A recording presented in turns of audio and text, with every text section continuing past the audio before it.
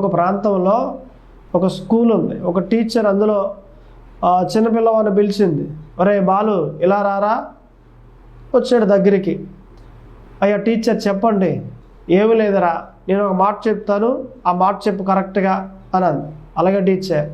Hitech city అనమంటే teacher అంటాడు కదా ఈ అబ్బాయి, హైటెక్ కుటీ అని అన్నాడు. హైటెక్ కుటీ ఏంటి, హైటెక్ సిటీ అనరా అని అంటే టీచర్ హైటెక్ కుటీ అని అన్నాడు. బెత్తం తీసుకుని 4 బాధింది. అయినా హైటెక్ కుటీ అన్నాడు. పక్కనే ఉన్న టీచర్ని పిలిచింది. వీడు ఎలాగ అంటున్నాడు ఏంటండి, హైటెక్ సిటీ అనమంటే హైటెక్ కుటీ అంటున్నాడు, కాస్త సిటీ అనిపించండి అని అంటే అయినా సరే ఆమె కొట్టినా కూడా హైటెక్ కుటీ అంటున్నాడు.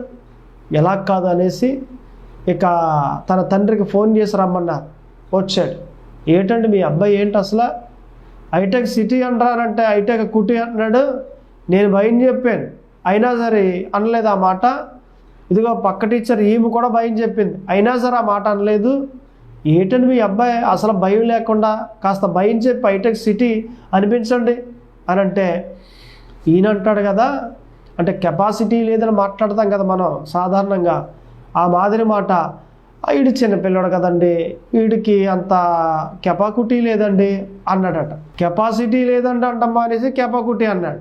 ఆ టీచర్కి అర్థమైంది ఈ జబ్బీడిది కాదు, ఇలా అందన్నమాట, ఈ కుటి అనే పదం ఇలా దగ్గర నుంచి వచ్చింది అని వాళ్ళు అర్థం చేసుకుని అబ్బాయిని పంపించేసి ఇంటికి, ఈరోజు భయం చెప్పి రేపు ఇద్దరిని పంపించండి అని పంపించేశారు. ఇద్దరిని, తండ్రిని కొడుకుని. ఇంటికి వెళ్ళిపోయారు.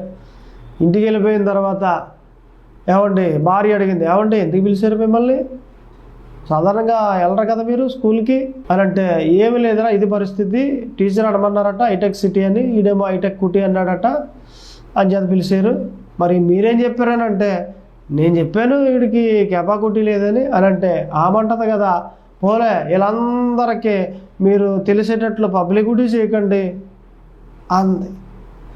అంటే పబ్లిసిటీ చేయకండి అంట మానేసి పబ్లిసిటీ చేయకండి అని అంది.